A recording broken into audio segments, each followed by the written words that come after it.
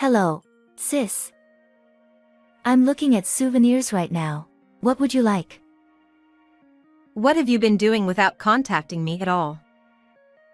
Huh? You were trying to contact me. I didn't notice. Did something happen? How can you be so carefree? We're at the funeral right now. Funeral? What do you mean? Whose funeral? It's your daughter's. What? What do you mean? My niece Melissa collapsed the same day my sister left her with me to go on a trip. Despite knowing she had a fever, my sister left her child behind. I tried to contact her many times, but there was no response at all. By the time she finally got back to me, it was already too late. I felt nothing but anger. I've been married for 4 years, but the struggle of not being able to have children has been weighing on me. Right after getting married, we made plans to start a family and tried many times, but unfortunately, we haven't had any success so far. My sister had a shotgun wedding 2 years ago but divorced her husband within 6 months. Since then, she's been constantly pushing the responsibility of her child onto me. It's like practice for when you have kids in the future, isn't it? So it's fine, right? My sister always says this when she leaves her child with me. Every time, it leaves me with mixed feelings, but since it's not my niece's fault, I always agree to take care of her. However, since she shows no consideration for me, I'm getting really tired of it. And this time, too. I'm going on a trip with friends for a week from tomorrow, and I'd like to ask you to look after Melissa again. Huh? Again? You already left her with me last week. I had work last week, so it couldn't be helped, right? Could you ask our parents to look after her sometimes instead of always relying on you? I have plans too. You're a housewife. What plans do you have? So why can't you? But for a whole week. I'll bring back souvenirs. And it's a trip abroad I've planned for a long time, so I can't cancel it. Then why don't you take Melissa with you? Children cause troubles to others, right? Besides, I want to enjoy myself alone. Melissa would feel lonely, and you're being too selfish. So, I'll drop her at your house before I leave on a trip tomorrow. See you later. Left with a one-sided conversation, all I could do was sigh. I talked to my husband about this when he came back from work. I see. Yeah. That's why I need your help too. Sorry, but I'll be on a long business trip tomorrow. Really? For how long? About 5 days. Could be a week if the negotiations drag on. So, during that time, I'll have to take care of her all by myself? Even if you say that, it's work. All right. If you feel it's too much, why don't you talk to your mom about it? The thought of having to take care of her alone for a whole week was overwhelming. At this point, I felt like giving up. My niece was very attached to my husband. Perhaps because she didn't have a father, she saw my husband as a father figure. There was a time when I took care of my niece before, and she had a severe night cry. I didn't know what to do, but my husband calmed her down, and everything turned out fine. But this time, I'm alone. I felt extremely anxious at the thought of facing a similar situation again. Then, on the day of my sister's trip, my husband left early in the morning for his business trip, and I was left waiting for my sister alone. All right then, take care. As my sister hurriedly tried to leave, I noticed something was wrong with my niece. Melissa, Your face looks a little red, doesn't it? Oh, she's had a slight fever since this morning. Huh? Are you really leaving her like this? But I've been looking forward to this trip for so long. There's no way I'm not going. But even so, she has a fever, take her to the hospital at least. It happens a lot, she'll be fine. If you're that worried, you can take her to the hospital, right? Well, I have to go now. There's not much time left until my flight. Wait. It'll be good practice for you when the child gets sick, right? You'll learn a lot. See you later. I couldn't believe she would leave a child with a fever and go on a trip. Seeing my niece looking tired, an indescribable anxiety washed over me. She's only 2 years old, so I couldn't give her over-the-counter medication. Luckily, it seemed like just a slight fever, so I cooled her head and put her to bed for now. I didn't know what else to do, so I called my mother for advice. Mom, my sister left Melissa with me again, and this time she's gone on a trip. And Melissa seems to have a fever. What should I do? Calm down. How high is her fever? Right now, it's just a slight fever, but... Then let's keep an eye on her. If she has convulsions or seizures, call an ambulance immediately. All right. If anything happens, call me right away. Hearing my mother's words eased my anxiety a bit, but I couldn't bear it for a whole week like this.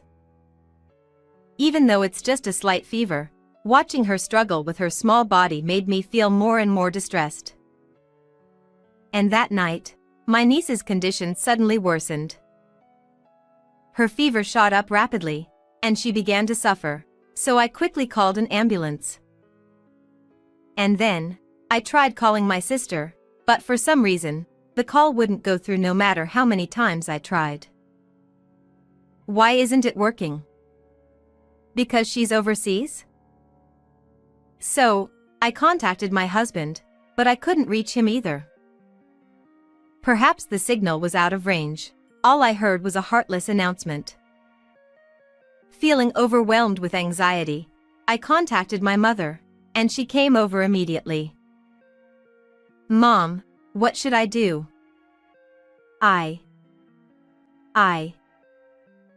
It's going to be okay. The doctor is with her. There's nothing to worry about. However, despite the efforts of the medical team, her condition deteriorated rapidly. I kept trying to contact my sister every hour, but still couldn't get through. And then, 4 days later. No. It can't be. It's not true. I'm sorry.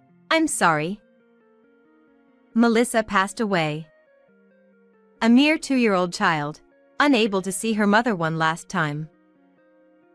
I didn't know what to do anymore. I just broke down in tears.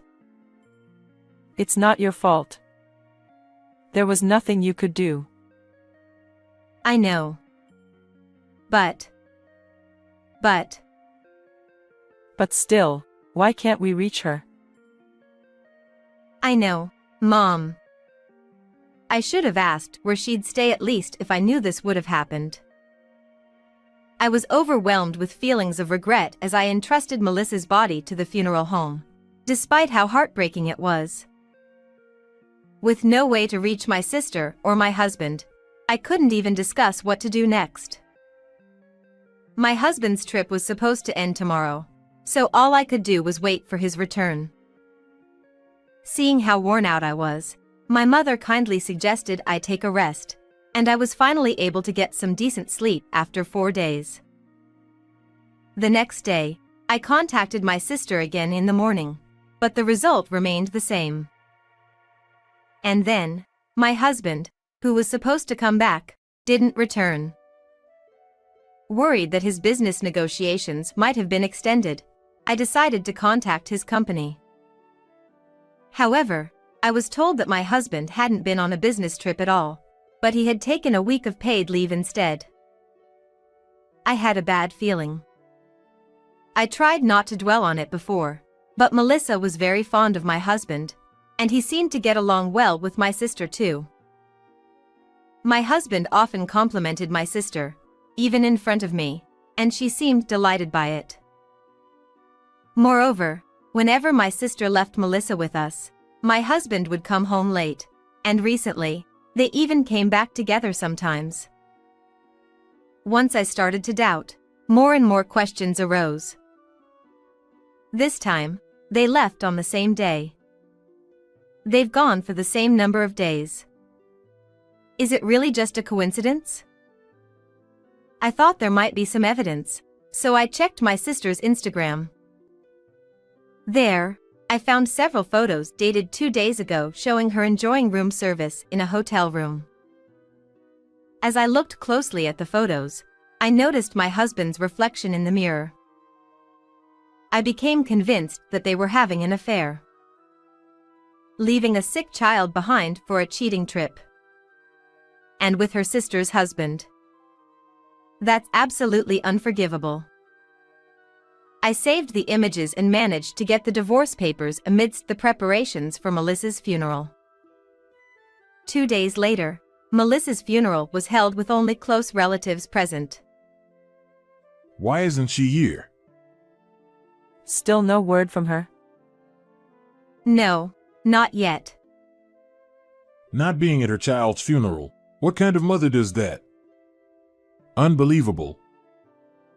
Finally, my sister contacted us while our parents were furious. Hello, sis. I'm at the airport right now, looking at souvenirs. I was thinking of what to get since I'm coming back today. Also, I wanted to thank you for taking care of Melissa. What have you been doing all this time? Just on a trip. I called you many times. Why didn't you answer? Huh. Sorry, I didn't notice. Maybe because I was overseas. Anyway, is there anything you want? I'm in the middle of a funeral right now, so let's talk later. Huh. Whose funeral? It's your daughter's. Huh. What do you mean? Melissa passed away 2 days ago. Wait, I don't understand. It's because you left Melissa, who had a fever. She kept calling out mommy, mommy until the end. It's as if you've killed your own child.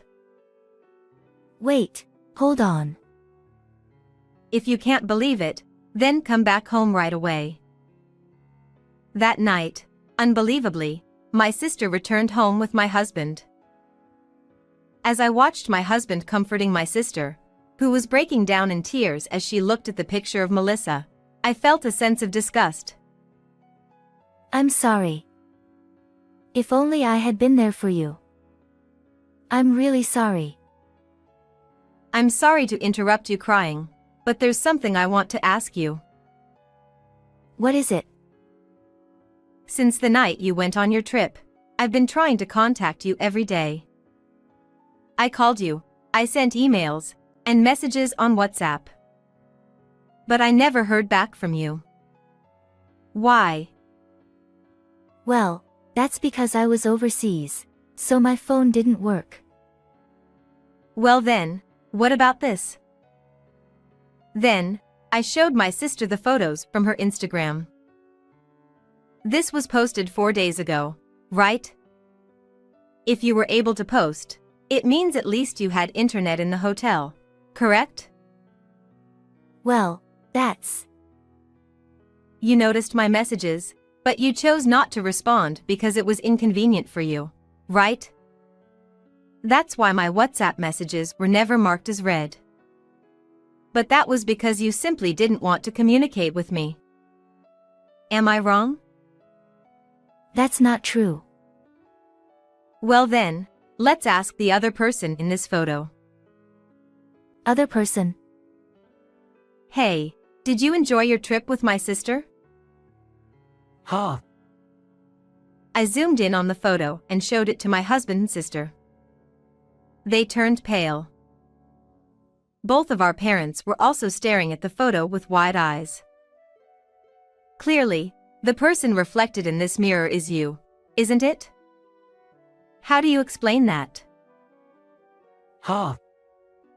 Maybe it just looks like me. I mean, I was on a business trip. I contacted your company. They told me you were on leave. And for a whole week. If it wasn't you, then where were you? Seems like you had quite the fun time, huh? Posting a photo like this. But you were a bit careless, weren't you? I never thought I'd be caught like that. I'm sorry. Finally, both of them admitted to their affair. Our parents were furious. What on earth are you two doing? Leaving your child to go on a cheating trip is utterly disgraceful. You're not my child anymore. I've tolerated you because you're a single mother, but do you know how much money I've given you all this time? I want it all back, but consider it severance pay. I don't want to see your face anymore. Wait a minute, Mom, Dad. Shut up. Don't ever come back here again. Can't you say something to them? What do you want me to say? It's all your fault. You should spend the rest of your life regretting what you've done. I couldn't forgive my sister for disregarding the life of my child, so I spoke harshly. My sister continued to apologize to Melissa, crying, but Melissa wouldn't come back. And of course, I also couldn't forgive the husband who stood by her all along. You're not off the hook either. What?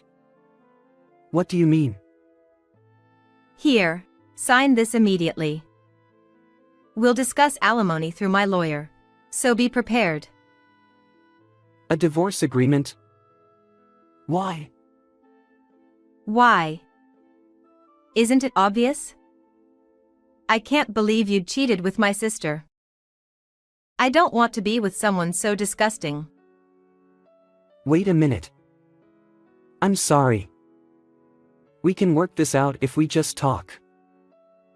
Seriously? How can I have a proper conversation with someone who lied about a business trip to go on a cheating trip? Well, that's... From now on, communicate through my lawyer. I submitted the divorce papers to the city office, and both of them agreed to pay me a combined total of $50,000 in alimony. I decided to leave the house and move back to my parents' home. I'm back again. Sorry. What are you saying? You're our only daughter. Don't worry about it. That's right. If it means avoiding being with someone like that, you can stay here as long as you want. I'll be staying here for a while. Thank you. Afterwards, it seems my sister and husband got together, but their values didn't align, and they broke up after about 6 months. My sister ended up working tirelessly day and night to pay off the alimony, and now she lives in a rundown apartment, barely making ends meet. As for my husband, he worked at the company for a while, but his affair was exposed, making it uncomfortable for him to stay. After repaying the alimony, I don't know where he went. Well, it really doesn't matter to me anymore. I'm living a leisurely life without anyone pushing anything onto me. I've been planning a trip with my parents, and I'm glad I finally felt a sense of freedom after a long time. Although I'm happy to be single for a while, I still want children, so I hope to find a wonderful partner someday.